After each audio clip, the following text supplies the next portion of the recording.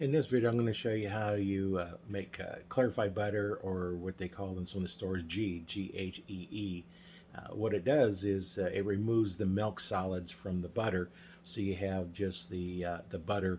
And one of the reasons why you want to do that is the milk solids, for those that have diabetes, it can raise their blood sugars.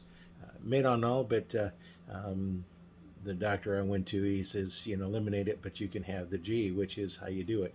And it's real easy to make, and I'll go through what it takes to do that, and it's really easy. Get the camera turned around.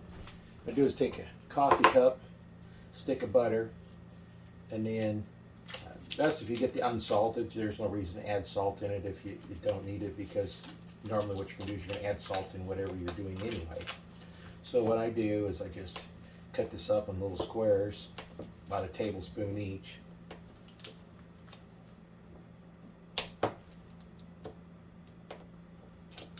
Don't have to be exact. It fits in the coffee cup a little better that way.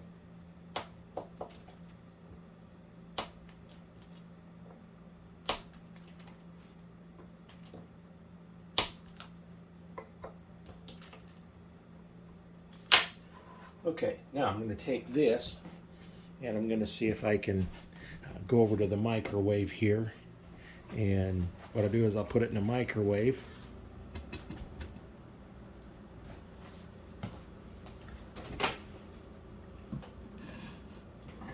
And we have one of these lids that go over it. Just put it in here. And then I'll set it for 40 seconds. And after the 40 seconds, then I'll take it out and show what it looks like.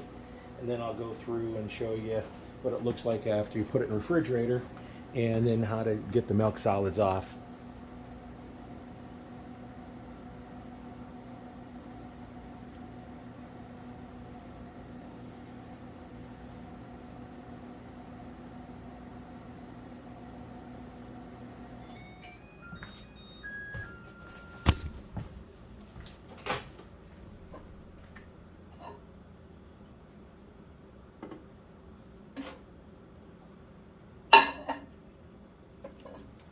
Okay, this one needed just a little bit more.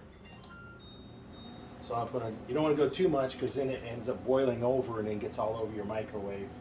So I just put another 10 seconds. There's a little bit that wasn't melted yet.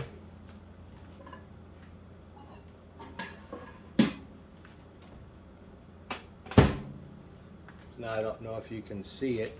I may have to take the camera off the tripod, but if you look at it here, it's all melted down. And then I'm going to put it in the refrigerator, and then after it cools off, then I'll show you what you do. So I'll pause the video until it gets cooled off. Now here's one I done earlier, and I used part of it on here. You can see that's the milk there, and then this stuff on the bottom is your milk solid, so you can just scrape that off. Now I just use cold water, just so you don't want to melt the butter.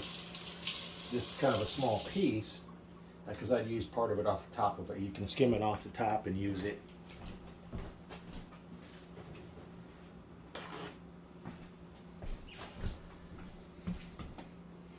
And one thing you want to do is make sure it's dry. If you put it in there and leave water in there, that can lead to mold. One of the advantages of doing this is now you don't have the milk solids in there, and that's the part that will burn, when you're using butter and it browns. That's the milk solids that are starting to burn on you. You can use high heat when you use the butter without the milk solids in it.